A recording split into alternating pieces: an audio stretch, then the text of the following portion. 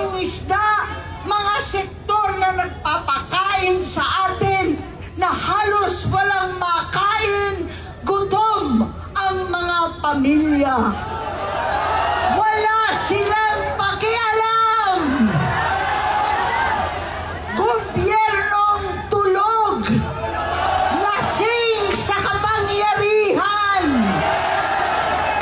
Sadyang pipiliin pa bumiyahe, makihalubilo sa Canada, sa mga dayuhan sa Amerika, habang ang Pilipino ay nagdurusa sa gasolinang hindi abot kaya, pagkain ginintuan at napakahirap na buhay.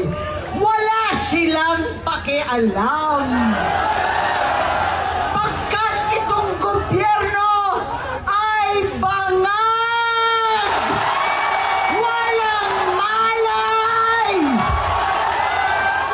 nagkukunwaring hindi nakikita ang 10 ton na ebidensya, ang dose-dosenang testigo, ang 18 higit pang mga Marines.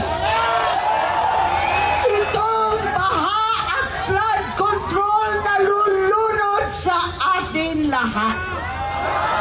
Wala silang pakialam. Kaya marami po sa inyo naging kasama ko nung ating kabataan. At ang suot natin ay itong t-shirt.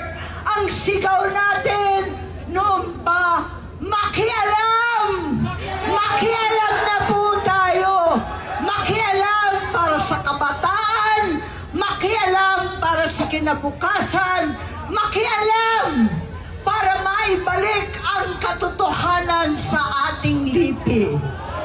Panahon na maibalik ang katarungan, ang hustisya na hindi buktot at binabaluktot ang batas at saligang batas. Katarungan na pantay-pantay sa mahirap at mayaman. Katarungan na walang sino-sino, na walang pinipili na kaalyado o kalaban daw. Katarungan na naiiba ngayon para sa senador at sa mga pinsang buo. Katarungan para sa lahat ng Pilipino. We are one! We are one! We are one! We are one! Mabuhay ang ating mga kapatid!